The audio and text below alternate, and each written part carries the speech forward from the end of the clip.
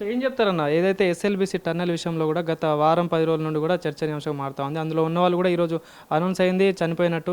So మరి ఏం చెప్తారు, అదంతా ప్రభుత్వ వైఫల్యం వల్లనే జరిగిందంటూ అటు బీఆర్ఎస్ నాయకులు చెప్తున్నారు. ఈరోజు బీజేపీ ఎమ్మెల్యేలు అందరూ కూడా అక్కడికి వెళ్ళి చూస్తున్న పరిస్థితి. ఏం చెప్తారు అసలు దీనికి? ఫస్ట్ థింగ్ నవీన్, ఏదైతే ఇష్యూ జరిగినప్పుడు గవర్నమెంట్ అనేది ప్రభుత్వ వైఫల్యం అంటే అది ఎప్పటి స్టార్ట్ అయింది, ఆ వరకు ఎప్పటికెళ్ళి అవుతుంది, అది ప్రొసీజర్ అవగాహన నుండి జ్ఞానంతో మాట్లాడితే ఆ రకమైన మాటలు మాట్లాడరు. ఫస్ట్ థింగ్, దాన్ని రాజకీయం చేయడం కంటే కూడా ఆ చనిపోయిన కుటుంబాలకు ఏదైతే సంబంధించి వారికి ఆ కుటుంబాలకు ఒక మనోధైర్యాన్ని ఇచ్చి వారికి ఒక ఏదైతే మేము ఉన్నామో మీకు అండగా అని ఒక బలాన్ని చేకూర్చే ప్రయత్నం మొదటగా తెలంగాణ రాష్ట్రంలో ఉన్న ప్రతి ఒక్కరం పార్టీలకు అతీతంగా అందరూ కూడా ఆ యొక్క భరోసా కల్పించాల్సిన బాధ్యత అందరిపైన ఉంటుంది. ఆ బాధ్యతని మర్చిపోయి రాజకీయాలు చేసే ప్రయత్నం చేస్తే ఆ చేసేటోళ్ళకి వాళ్ళ విజ్ఞతకి నేను వదిలేస్తాను. అండ్ ఏదైతే ఇన్సిడెంట్ జరిగిన ఇమ్మీడియట్ 3 hours లోపల ముఖ్యమంత్రి గారు ఇమీడియట్ సంబంధించిన ఇరిగేషన్ శాఖ మంత్రి ఉత్తమ్ కుమార్ రెడ్డి గారితో మాట్లాడి ఉత్తమ్ కుమార్ రెడ్డి గారు అక్కడికి వెళ్ళి దాంతోపాటు జూపల్లి కృష్ణారావు గారు, కోమటిరెడ్డి వెంకటరెడ్డి గారు, మంత్రివర్గం మొత్తం ఒకరు కాకపోతే ఒకరు అక్కడ ఉండి సంబంధించి ఎన్డీఆర్ఏ సంబంధించి కేంద్ర బృందాలతోటి అన్ని బృందాలతో మాట్లాడి ఆర్మీతోటి అన్ని సంస్థలతోటి ఆల్ డిపార్ట్మెంట్స్ తోటి మాట్లాడి ఆ చర్యల్ని కూడా చేపట్టి అవన్నీ కూడా కనబడుతున్నాయి. అంటే ఏ రకంగా గవర్నమెంట్ ప్రయత్నించిందనేది కనబడుతుంది. అందరం కూడా లాస్ట్ మూమెంట్ వరకు అక్కడ బతకాలి, అక్కడ ఉన్న వాళ్ళు ఏదో చిక్కుకొని ఉంటారు, వాళ్ళ ప్రాణాలు ఏదైతే ఏ రకమైన ఇబ్బందులు కలగకుండా వారు బయటికి రావాలి అని చెప్పి సురక్షితంగా బయటికి రావాలని చెప్పి అందరం కోరుకున్నాం. సరే, దురదృష్టవశాత్తము ఆ ఇన్సిడెంట్ సరే ప్రకృతి సంబంధించిన ఆ ఇన్సిడెంట్స్ వలన లేదా లోకల్ జరిగినప్పుడు ఆ వైఫల్యాల వలన ఇన్సిడెంట్ జరిగింది.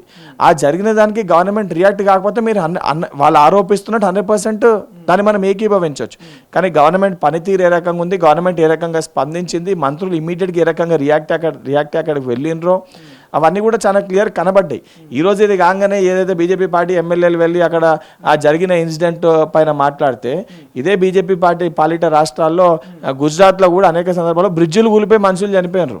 కడుతున్న బ్రిడ్జిలు కూలిపోయి మనుషులు చనిపోయారు. అక్కడ ఏ రోజు కూడా కాంగ్రెస్ పార్టీ కడుతున్న బ్రిడ్జ్ అదైతే నాణ్యత లోపం వల్ల కూలిపోయిన పరిస్థితి. అసొంటివి జరిగినప్పుడు కూడా మొదటగా ఆ చనిపోయిన కుటుంబాలకు ఏదైతే సంతాపం ప్రకటించిన విధి విధానాలు ఆలోచన కలిగిన పార్టీ కాంగ్రెస్ పార్టీ. ఈరోజు ఈ బీఆర్ఎస్ బీజేపీ పార్టీ కూడా ఎక్కడ చిన్న ఈ లేడ తప్పులు దొరుకుతులో పోయి ఎక్కడ తప్పు దొరికి రాజకీయం చేసే ప్రయత్నం వీళ్ళు చేస్తారు.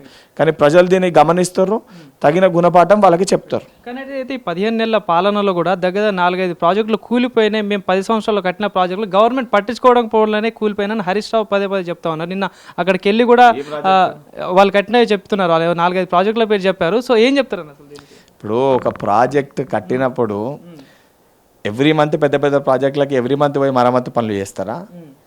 ప్రభుత్వం వచ్చి సంవత్సరం అయితే లేదు, వాళ్ళు కట్టిన ప్రాజెక్టులు కూలిపోతున్నాయంటే హరీష్ రావు గారి మాటల్లో వారే స్వయంగా యాక్సెప్ట్ చేస్తారు. నాణ్యత లోపం వల్ల కూలిపోతున్నాయి, మేము చక్కగా కట్టలేకపోయినాం, వాటికి మీరు మరమ్మతులు చేయండి అని చెప్పి వారే అంగీకరించినట్టు. అంటే వారు ఎంత చిత్తశుద్ధితోటి వారి 10 ఏళ్ల పరిపాలన వారు అందించారు తెలంగాణ రాష్ట్రంలో అనేది ప్రజలందరూ కూడా వారి మాటల ద్వారా చాలా స్పష్టంగా ఈరోజు యావత్ తెలంగాణ ప్రజలకి అర్థమవుతుంది.